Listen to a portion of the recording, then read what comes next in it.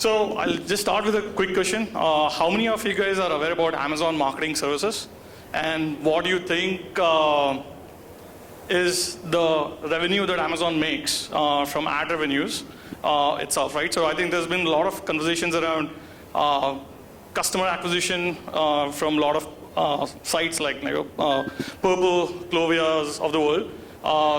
This is a take basically how much money does Amazon make from the sellers and the brands, right? I mean, creating a stack for the thousands of sellers that Amazon has, as well as the brands that Amazon has access to.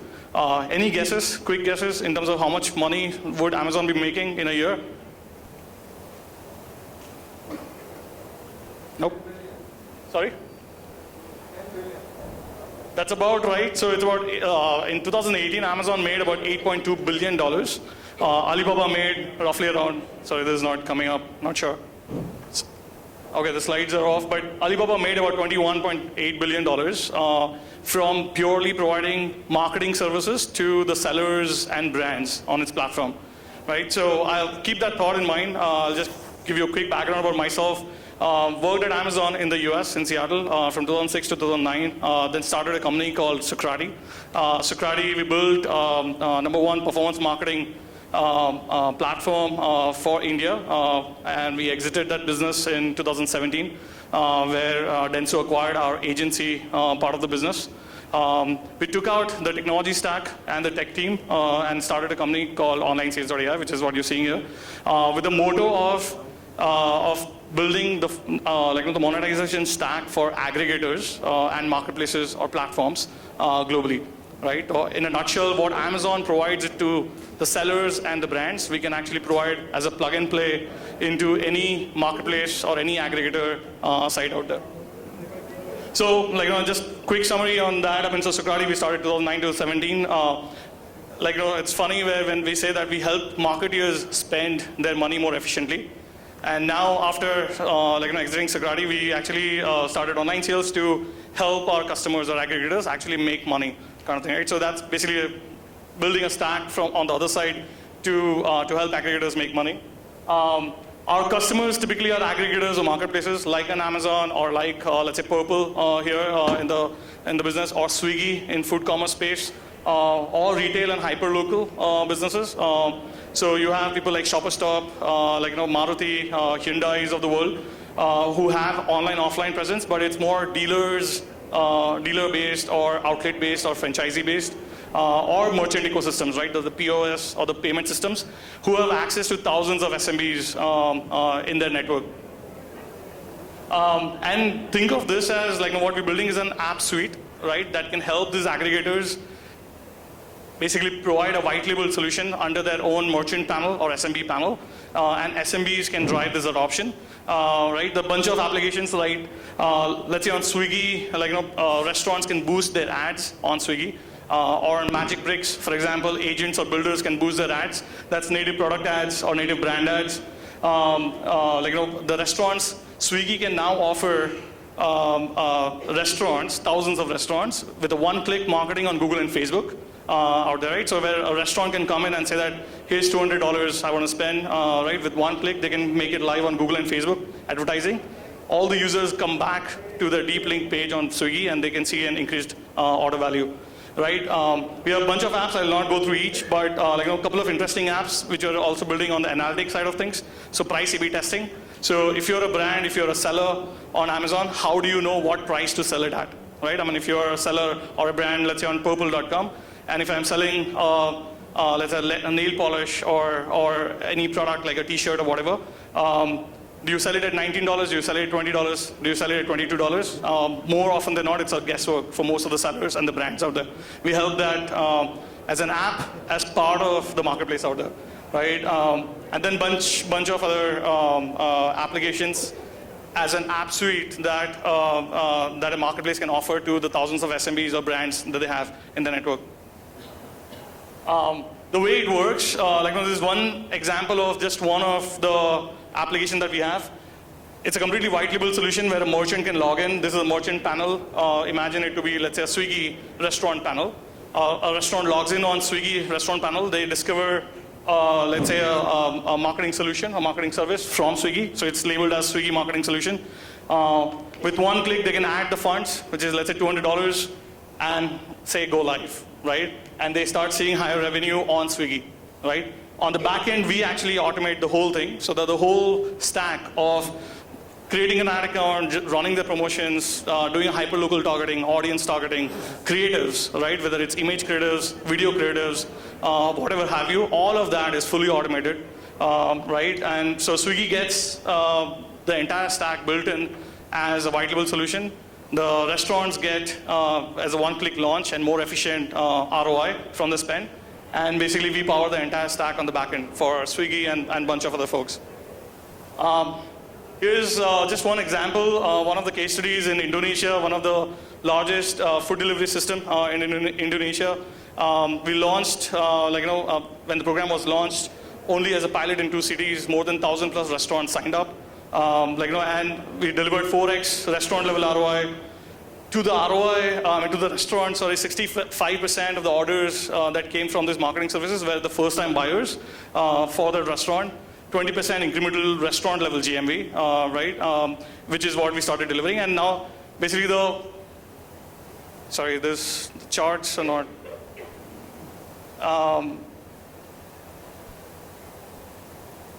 Anyway, there was a chart here which is right now blank. So the chart basically showed what is the potential here. So by middle of next year, we're expecting 15,000 restaurants to sign up, and that will mean about $14 million of ad revenues on a quarterly basis for that food delivery app in Indonesia. This is just quick another example in Vietnam, right? So one of the largest marketplaces in Vietnam, we have 5,000 plus sellers currently leveraging the platform. 6x seller ROI on the e-commerce marketplace in Vietnam, and 75% renewal rates of the sellers, right? So the platform works really beautifully well across the globe. So right now we have, and it works across verticals as well. So it's not only e-commerce or food commerce. We are now working with Maruti and Hyundai here in India. We're working with classified sites like OLX of the world in Africa and Middle East. Real estate sites like MagicBricks, Housing.com, providing basically, let's say, a MagicBricks marketing solution to the thousands of agents and builders that they have in their network on a self-serve basis, right? And the platform actually works in a very localized way. So when we deploy the platform in Vietnam, the entire interface is in Vietnamese. When the platform works in Indonesia, it's in Bahasa. In Saudi Arabia, it's in Arabic, all of that, right? So it's super exciting from that perspective. I mean, this is just a quick interface where, let's say for a real estate aggregator, they can select the properties that they want to boost. With one click, they can go live. They can see the dashboard within, let's say, MagicBricks control panel. Same thing is for the auto OEM dealers. Whether it's food commerce, it's online sales, or it can be click to WhatsApp, kind of lead generation, or click to Messenger lead generation. So a bunch of innovation that we're doing there. So in a nutshell, it's basically like an Amazon marketing services that we're building, but much better than that, and providing that entire stack in a white labeled and a self-serve form to the aggregators out there. It works across app and web.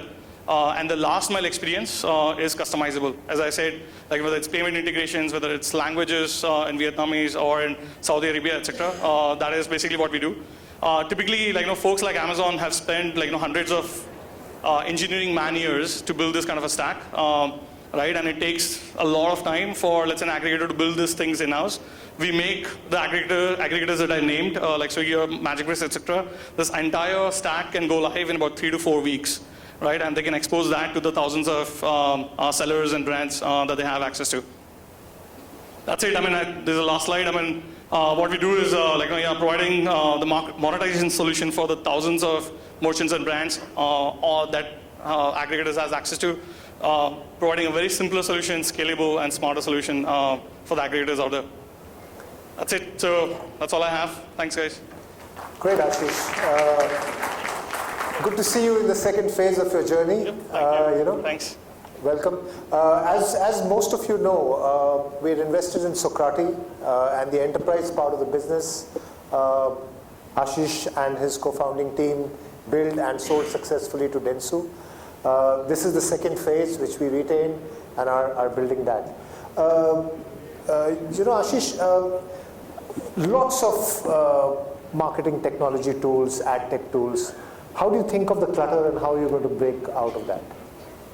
This is, so the way we think it is that this is not MarTech or AdTech. I mean, most of the MarTech and AdTech solutions out there, as I said, we were part of Socrati where we were helping advertisers to market their products efficiently or sell their products or advertise their products efficiently. This, we believe, it's a monetization stack as a category. It's a new category. We've only seen a few players, a couple of them out of US, one in Australia. It's a new category, as a monetization stack, that we are aiming to, sort of build and be fast at innovating on that stack and dominating that category out there, right? So eventually, yes, it allows the SMBs to advertise efficiently, right. But it's more, the positioning is more from a monetization standpoint, for the platform, for the aggregators, right. For the marketplaces out there. And so it's a B2B2C kind of a model as against a very typical MarTech or an AdTech who goes after the advertisers directly. So this is one of the few kind of products available globally, you're saying? Yeah, exactly, right. So not many players doing it, not in the scope that we're doing.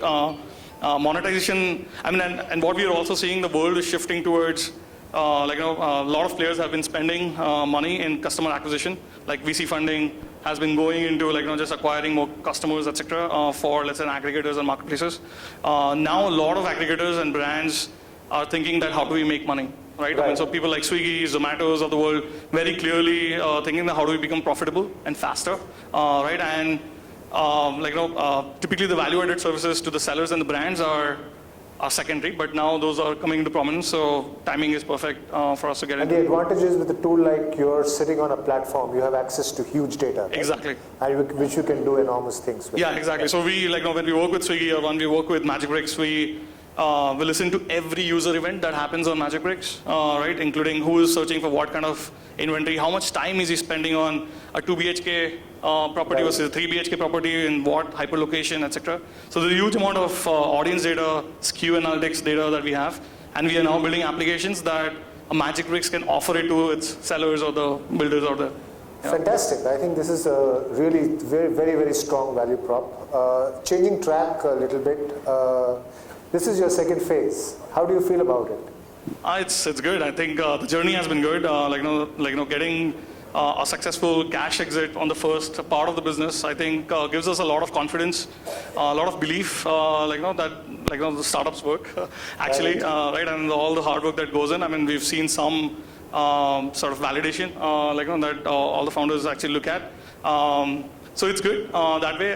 We've had a bunch of learnings in the last 7-8 years that we built Socrati, and then eventually raised a couple of rounds, and then doing an exit. So a bunch of learnings end to end that we're trying to sort of put in Onlinesales and see if we can faster. Can you share some of them? Maybe the top 2 or 3.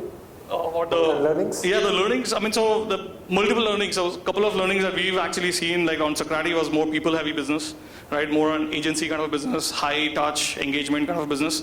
The bet that we are taking here in Onlinesales is more enterprise tech, SaaS kind of solution.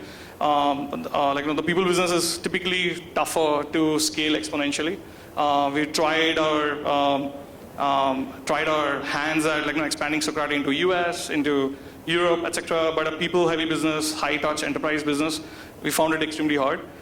In Onlinesales, fast forward last 2 years, actually within the last 1 year, we have now partners across 12 different, partners, when I say partners, it's customers across 12 different countries, 12,000 plus SMBs on the platform. So using the focus on one area of the business is helping us scale this extremely well. So product business, right now the entire focus is on product business. It's exponentially growing extremely well out there. The other, I think, learning was also we ran Socrati in a very, very, very capital efficient manner, right?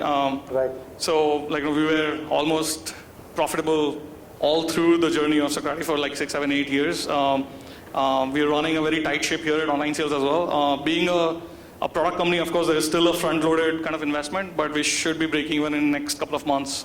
That's really fantastic. Yeah. I think like many of our companies, and you are a strong believer in a lean Get startup. the perfect Right. frames for Yeah, all tell these us more shapes. about it and how do you keep it lean, Download the how do you Lenskart keep it app efficient, now. and how do you keep costs under control. Right. Sure. So yeah, I mean, we are very firm believers of capital efficient, lean kind of startups. We have only about 45 people team at Onlinesales, but serving customers across Vietnam, Indonesia, Africa, Saudi Arabia, etc.